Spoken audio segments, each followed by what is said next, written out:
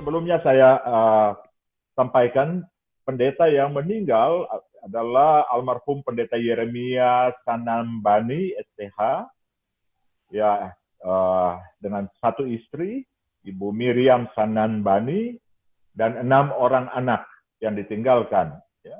Jabatannya pada sampai dengan saat meninggal, penasihat Sinode GKII Papua Wilayah 3, kemudian Ketua Sekolah Teologi Atas Hitadipa, kemudian penterjemah Alkitab berbahasa Moni.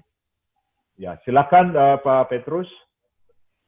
Baik, terima kasih Pak Sekun yang terhormat dan semua Bapak dan Ibu, juga untuk semua media. Peristiwa ini cukup membumi ya, dan saya rasa ini banyak sudah kita tahu, tapi saya mungkin mau sampaikan kronologis peristiwa ini terjadi. Itu pada hari Sabtu. Jadi sebelum hari Sabtu itu hari Jumat, hari Kamis kan ada peristiwa di mana seorang anggota TNI itu dibacok, senjatanya dibawa lari. Berdasarkan itu maka hari Jumat itu terjadi penyisiran oleh TNI. Mereka cari dan nggak ketemu. Katanya menurut informasi tidak ada jejak. Jadi ada semacam kecurigaan terhadap warga kami yang ada di Hitadipa. Itu di sana banyak beberapa pendeta dan masyarakat di sana. Nah, hari Sabtu itu Bapak almarhum, Bapak Yeremia Sanambani dan istrinya, karena memang mereka adalah orang kampung dan dia sebagai tokoh pendeta di sana yang sudah cukup lama dalam pelayanan Tuhan, sudah puluhan tahun. Umurnya mendekati 70 tahun. Dan dia di sana sebagai tokoh dengan beberapa jabatan, fungsi dalam gereja, dia sebagai ketua sekolah Alkitab kami yang ada di sana. Dia juga sebagai penterjemah dari Alkitab bahasa Moni. Jadi ada beberapa hal yang melekat pada dia. Dia juga sebagai tokoh juga yang dihormati dan dihargai secara khusus di Intan Jaya dan lebih khusus untuk ke daerah Hitadipa. Jadi hari Jumat itu dia dan hari Sabtu dia dan istrinya sore itu pergi ke kandang babi untuk kasih makan babi, ternak piaraan mereka, karena memang masyarakat kami di sana itu biasanya mereka dari kampung itu ternaknya di sebelah kali. Jadi suami istri ini ke tempat kandang babi bawa makanan. Nah, setelah sampai dekat kandang babi, mereka memang jumpa dengan beberapa anggota TNI. Lalu mereka bertanya, Bapak dan Mama mau kemana? Mereka bilang bahwa mereka bawa makan untuk kasih makan makanan babi, untuk babi. Nah, ada kecurigaan dari anggota TNI, ini untuk kasih makan ternak babi kah, ataukah untuk kasih makan OPM begitu, untuk kasih makan kelompok KKB gitu. Tapi Bapak ini memang orang, dia terus terang bilang bahwa itu tidak. Kami memang betul mau pergi kasih makan babi. Nah, singkat cerita setelah sampai di tempat ternak, nah mereka suami istri setelah kasih makan babi, nah istrinya mengajak beliau untuk pulang. Bapak ini sudah sore, situasi juga kurang kondusif, kurang baik, kita pulang saja. Tapi almarhum bilang, Mama pulang duluan. Saya ada bakar ubi, jadi nanti saya makan, baru saya ikut dari belakang. Jadi cerita ini, sekali lagi sebelum saya teruskan cerita ini saya rekam, dan rekaman itu saya sudah kasih juga untuk Pak Ronald di sana sebagai Juru Papua, juga untuk kami punya ketua yang ada di Jakarta, Pak Daniel. Jadi menurut cerita ini, jadi Mama pulang. Setelah Mama pulang sampai di rumah, itu peristiwa penembakan terjadi sekitar jam 6:15. Ada bunyi tembakan di kandang babi. Jadi Mama dia beritahukan ini kepada beberapa teman pendeta yang ada. Wah, ini bunyi tembakan ini saya curiga jangan Bapak ditembak. Jadi pendeta-pendeta itu tegur Mama, Ibu almarhum Ibu Sanambani ini. Lalu mereka tegur pendeta ini. Pendeta ini tegur Mama ini, wah ini sudah sore, sudah malam. Kenapa Bapak dan Mama memberanikan diri pergi kasih makan ternak? Situasi kurang bagus gitu. Dan mereka bilang, sudah kami tidak bisa pergi, ini sudah malam, jadi nanti besok. Nah, istrinya, almarhum ini, Dia memberanikan diri untuk pergi. Sampai di kandang babi melihat bahwa bapak ini tergeletak, sudah ditembak. Jadi kata dia kepada istrinya, aduh mama, saya sudah ditembak. Jadi dia menceritakan bagaimana sampai dia ditembak. Jadi dia, ada anggota yang datang kepada dia, menanyakan, ini kami sudah cari, kami punya teman yang sudah dibacok senjatanya, kami tidak dapat. Kami curiga bahwa ini bapak orang yang ambil. Begitu. Ceritanya seperti itu. Lalu dia sampaikan, wah saya ini orang baik-baik, saya tidak buat seperti itu. Dan katanya dia coba mengangkat tangan bahwa dia tidak melakukan itu. Dan pada saat itu dia ditembak di bahu. Saya belum tahu apakah bahu kiri atau bahu kanan, tapi ceritanya seperti itu. Lalu mama marah-marah. Dalam arti dia bilang, saya tadi sudah bilang kalau kita doa pulang, peristiwa ini tidak terjadi. Tapi sekarang bapak sudah ditembak. Bagaimana ini? Jadi dia bilang untuk istrinya, mama pulang sudah, nanti besok datang baru bawa saya. Nah di saat mama dia pulang, itu ada 2 ibu dan ada 1 bapak. Biasanya ya masyarakat kami yang ada di sekitar ternak itu, mereka kan buat kandang itu kan, oh ini pendeta punya, oh ini pendeta yang ini punya, jadi mereka tidak terlalu jauh. Nah ada 2 ibu yang rupanya menyaksikan peristiwa itu, waktu beliau ditembak, mereka 2 sembunyi. Begitu. Dan juga ada 1 bapak. Dan setelah tentara melakukan penembakan itu, mereka tinggalkan beliau di situ, mereka menggeser jauh dari situ. Dan pada saat itu, bapak dan 2 ibu itu, juga yang turut menyaksikan peristiwa itu, menemani beliau. Jadi saat beliau ditembak itu, di sekitar jam 6:04 itu, beliau belum meninggal. Dia masih sempat cerita. Jadi mungkin ada hal-hal lain yang sudah diberitahukan. Beliau bicara mungkin dalam bahasanya kepada 2 ibu dan 1 bapak. Saya merasa mereka ini adalah saksi kunci. Jadi beliau menurut cerita dari 2 ibu dan 1 bapak yang menjaga itu, dari jam 6:04 lah dia ditembak. Beliau mengembuskan napasnya itu dalam arti meninggal, itu jam 12 malam. Nah setelah itu, paginya itu hari Minggu, beberapa pendeta mereka datang ke komandan, kepada Danpos, minta izin untuk mereka pergi melihat pendeta yang tertembak itu. Lalu Danpos menyampaikan bahwa tidak boleh lebih dari 5 orang. Hanya 5 orang yang diizinkan untuk pergi melihat. Dan 5 orang itu mereka datang, tambah dengan istrinya, almarhum, mereka mendapati bahwa beliau sudah meninggal. Dan itu seperti apa mengakhiri napas kehidupannya, itu disaksikan oleh 2 ibu dan 1 bapak itu. Nah, setelah itu mereka bawa jasad itu ke kampung, ke distrik Itadipa itu. Nah, setelah mereka sampai ke distrik Itadipa itu, ada pemberitahuan. Menurut cerita ada surat yang dikirim oleh kelompok KKB. Segera kosongkan Itadipa, oleh karena kami mau masuk. Mereka bilang itu pendeta orang baik. Itu pendeta itu mendoakan tentara, juga mendoakan kami. Kenapa dia harus mengalami seperti itu? Nah, dan mereka, karena itu hari Minggu, mereka tidak bisa beribadah. Juga ada perintah dari pasukan di situ, untuk segera beliau itu juga dimakamkan. Setelah dimakamkan, mereka perintahkan untuk kosongkan itu Itadipa. Tidak boleh masyarakat ada di situ. Jadi mereka terburu-buru. Nah biasanya dalam budaya kami sebagai orang Papua, itu kalau tokoh meninggal begitu, itu tidak cepat untuk dimakamkan. Mereka harus buat perkabungannya, paling 2-3 hari. Tapi dalam situasi seperti itu, jadi mereka makamkan dia secepat-cepatnya, itu hari Minggu. Jadi sekitar jam 11, mereka makamkan almarhum secara sangat sederhana, dan bisa saya garis bawahi bahwa kurang mengerti, tapi karena keadaan. Lalu mereka diperintahkan juga oleh anggota di situ bahwa harus kosongkan kampung atau distrik Itadipa itu. Juga di situ ada seorang petugas mantri Gobogau. Dia juga orang MUNI di situ.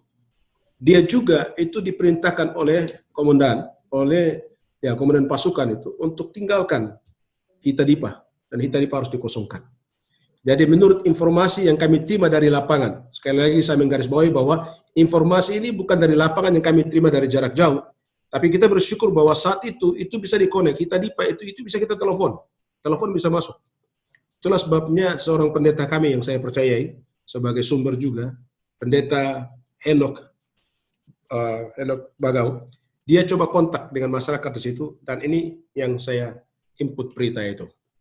Jadi pendeta yang turut memakamkan jasad almarhum itu informasi langsung dari beliau. Dan pada jam 2 siang hari Minggu itu mereka tinggalkan Hitadipa, dalam arti Hitadipa sudah nggak ada masyarakat lagi di situ. Mereka mengungsi ke hutan-hutan, mereka mengungsi ke kampung-kampung yang bisa dikatakan itu sekitar 5-6 jam harus jalan kaki. Nah, kondisi terakhir seperti itu situasi di Hitadipa. Jadi sekali lagi bahwa ini sumber informasi dalam pertemuan dengan Pak Pangdam dan Kapolda kami pada hari Sabtu yang lalu itu sudah kami sampaikan hari Senin ya, yang lalu hari Senin. Ya, saya sudah sampaikan informasi ini juga. Dan juga ada pernyataan sekaligus penyerahan tentang kronologis peristiwa di mana beliau ditembak itu juga informasi dari keluarga dekat yang diserahkan langsung oleh anggota DPRD Kabupaten Intan Jaya. Itu ketua DPR-nya Komisi 1. Komisi 1 itu dia juga adalah orang Hitadipa asli yang juga menceritakan, dan kami klop cerita itu dapat dibenarkan. Saya sudah sampaikan 95%. Sekali lagi saya garis bawahi 95% bahwa berita ini diduga kuat itu dilakukan oleh anggota TNI dapat dibenarkan. Kenapa? Karena informasi kami terima langsung dari lapangan dan masih ada saksi-saksi yang ada. Nah, oleh sebab itu dengan semua situasi yang jadi kami sangat sesalkan karena memang sekali lagi bahwa dia sebagai tokoh yang dihormati. Saya sudah sampaikan kepada Pak Kapolda bahwa ada gerakan moral yang terjadi dengan peristiwa kematian seorang tokoh ini. Dan gerakan itu seperti apa saya bilang, itu ada ibadah-ibadah duka yang dilakukan baik di Timika, di Nabire, di beberapa titik. Nah, itu sebagai gerakan moral masyarakat begitu mereka melihat bahwa hilangnya tokoh yang begitu penting. Secara khusus bagi kekasih-kekasih kami orang MUNI. Nah, oleh sebab itu dengan semua peristiwa yang jadi sangat kami harapkan, terima kasih untuk PGI di pusat yang coba membuka diri, memfasilitasi, kita perlu mengangkat ini ke permukaan sekali lagi. Ini luka yang cukup dalam, yang terus dari waktu ke waktu yang sedang terjadi di Papua. Ini baru peristiwa satu sudah jadi lagi. Saya pikir ini bukan baru kali ini. Tapi ini begitu banyak teriakan dan air mata dari Papua. Oleh sebab itu, yang sangat kami harapkan, yang pertama saya sudah sampaikan bahwa bagaimana supaya situasi Hitadipa itu dikondisikan bisa baik. Saya tidak tahu kenapa sampai TNI begitu hebat untuk bisa menyuruh masyarakat keluar dari Hitadipa. Ini kampung halaman mereka, turun-temurun. Kalau mereka sudah tinggalkan Hitadipa, terganggu secara ekonomi, pasti mereka lapar. Pendidikan nggak jalan. Yang lebih fatal lagi, ingatlah bahwa Injil itu kekuatan Allah. Yang sudah merubah masyarakat itu, mereka menjadi masyarakat yang baik. Lalu kalau hari Minggu mereka tidak beribadah, kami merasa ini sesuatu yang luar biasa. Nah, oleh sebab itu, dalam waktu ini, dalam kesempatan ini, kami sedang berteriak minta tolong. Yang pertama, saya sangat mengharapkan supaya Hitadipa itu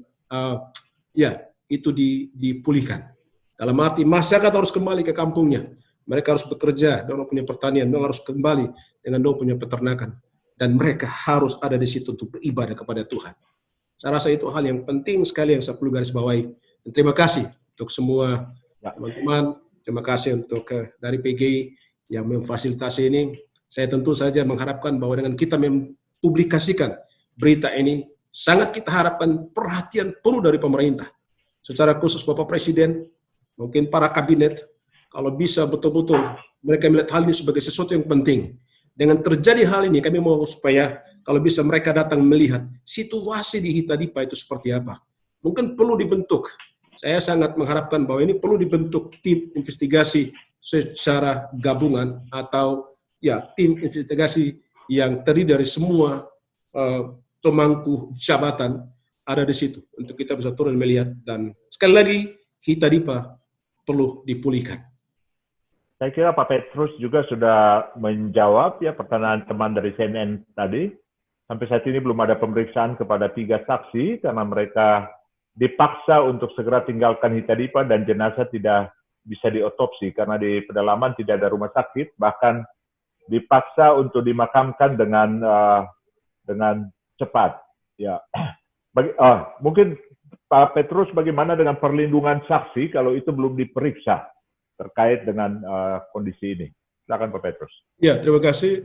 Saksi itu mereka tidak ada di tempat ya, karena situasi dalam kondisi seperti itu mereka disuruh keluar dari Hitadipa. Nah, sampai dengan kemarin saya masih komunikasi. Saksi pertama kalau saya bisa sebutkan itu istri dari almarhum, itu dia ke kampungnya dari Hitadipa, itu dia ada kampungnya. Jadi dia mengungsi ke kampungnya di sana untuk ya buat acara duka begitu dengan keluarga. Terus saksi dari 2 ibu dan 1 bapak ini mereka mengungsi ke kampung-kampung sekitar. Saya belum tahu itu mereka ke kampung mana. Dan mereka pada situasi seperti ini memang mereka sangat takut. Jadi mereka itu tidak mungkin polisi bisa ketemu mereka kalau tanpa disertai dengan keluarga dekat gitu. Jadi mereka mengungsi ke tempat yang jauh, ke kampung-kampung yang jauh. Dan mungkin karena situasi seperti itu mereka dalam keadaan takut. Jadi untuk ketemu mereka sampai hari ini itu masih sangat susah seperti itu. Kecuali yang saya tadi bilang, harus keluarga dekat sendiri. Dan bagaimana untuk kita ada jembatan untuk menghubungi mereka, sehingga kita bisa dapatkan mereka. Salah satu saksi juga yang keluar terakhir dari Hitadipa itu adalah petugas kesehatan. Jadi saya pikir secara pelajar ya, terpelajar. Nah, mungkin satu hal yang saya ingin sampaikan buat teman-teman wartawan supaya mengerti, ini Bapak dan Ibu kami yang ada mereka yang jadi saksi itu, saya mau katakan bahwa mereka itu orang yang tidak sekolah. Sehingga untuk komunikasi dengan mereka itu harus dengan bahasa gitu loh. Jadi ini situasi kami secara khusus untuk pedalaman ya, Hitadipa. Jadi supaya teman-teman media bisa mengerti bahwa kita sedang berhadapan dengan satu kondisi masyarakat kami yang dari sisi pendidikan itu mereka sangat jauh sekali. Sehingga ini juga mempengaruhi hubungan-hubungan. Maksudnya kalau mereka dimintai keterangan seperti apa menjadi saksi, itu tidak mungkin mereka akan menjawab dalam bahasa Indonesia. Jadi perlu penengah, perlu orang yang bisa mengkomunikasikan, itu ialah keluarga sendiri dengan bahasa Muni. Lalu untuk temukan mereka sampai hari ini kita belum tahu. Sekali lagi, mereka ada di titik-titik mana, di kampung-kampung mana mereka lari. Nah itu yang saya coba berusaha untuk komunikasi dengan Pendeta Henok Pagau. Baik, terima kasih. Terima kasih Pak Sekup izin. Pak Sekup izin, ada hal yang saya perlu stressing cepat, karena ini mungkin teman-teman media. Saya ingin sampaikan supaya teman-teman media paham dan mengerti, Hitadipa itu adalah salah satu distrik dari Kabupaten Intan Jaya. Kemudian daerah distrik ini menjadi daerah DOM, daerah operasi militer di situ. Masyarakat sipil atau pegawai negeri atau DPR juga nggak berani masuk ke sana. Ini kan masalah kita ada di situ. Jangankan itu, masyarakat asli di situ yang disuruh keluar. Sangat disayangkan. Jadi teman-teman media harus tangkap bahwa ini menjadi daerah operasi militer. Dan sekali lagi bahwa ini penempatan pasukan yang non-organik, yang tidak mengerti budaya di sana. Mereka semua datang dari luar, lalu menguasai daerah ini menjadi daerah operasi militer. Dan tidak ada satu warga sipil yang berani masuk ke sana. Itu kan masalah. Dan ini yang harus dilihat secara serius. Sehingga itu sudah mengganggu yang saya sebutkan tadi. Itu orang-orang di kampung Hitadipa, distrik Hitadipa, itu 6 gereja kosong. Artinya apa? Hari Minggu mereka tidak ada ibadah, itu kan pelanggaran besar. Yang kedua, ekonomi mereka terganggu, mereka lapar. Ini kita tidak tahu berapa banyak mereka yang sakit karena tidak makan. Yang ketiga, pendidikan nggak jalan, kesehatan nggak jalan. Bagaimana kita membangun manusia di sana? Saya rasa dengan peristiwa ini, pemerintah pusat harus turun melihat dengan mata sendiri. Itulah sebabnya saya dukung apa yang disampaikan tadi oleh Ketua Sinode GKI tadi. Ini perlu ada tim investigasi secara padu. Tidak harus tentara sendiri, polisi itu nggak betul itu. Saya pikir mungkin kita sudah bicara pada suhu yang agak panas ya, karena ini sesuatu luka yang sangat dalam. Sekali lagi, ini daerah itu menjadi daerah yang dikuasai oleh TNI non-organik. Mereka juga nggak tahu budaya di sana kok. Saya nggak tahu itu orang-orang dari mana. Datang lalu usir masyarakat kampung di sana. Lalu tidak diizinkan, jangankan saja polisi ya, saya mau kasih catatan. Itu masyarakat sipil, anggota DPR yang adalah notabene orang-orang di situ juga nggak berani ke situ. Karena tentara jaga. Ada apa? Itu pertanyaan. Terima kasih. Saya kembalikan waktu Pak Sebu.